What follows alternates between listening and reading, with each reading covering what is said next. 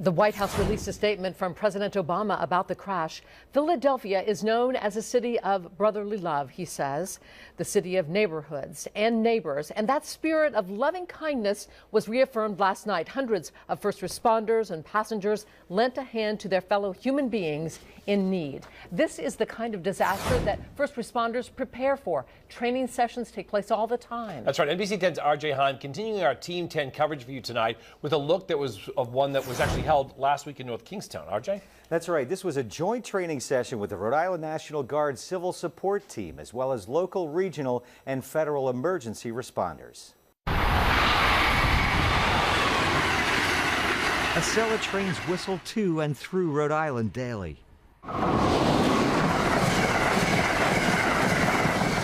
So do Amtrak Northeast Regionals, the same trains involved in that deadly crash in Philadelphia Tuesday.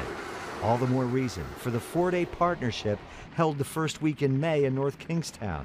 Our NBC 10 cameras are on hand for a mock hazardous materials scenario where a train carrying toxic chemicals is involved in a crash. This type of training is invaluable. It's not every day that our hazmat techs, our National Guard members, anyone that's responsible for training like this gets to get on a train. CSX and the other railroads want to meet the local emergency responders and the politicians at exercises like this. So if there is an incident, that they're not getting to know each other in the middle of the night, 3 o'clock in the morning. Now, the training was not limited to a hazmat scenario. A passenger car train crash simulation was also included. Please help! Please help!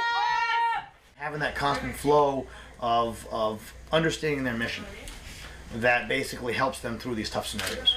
Intentional distractions to mimic chaos, challenging the first responders so that in the event of a real-life train crash, everyone's ready to respond here.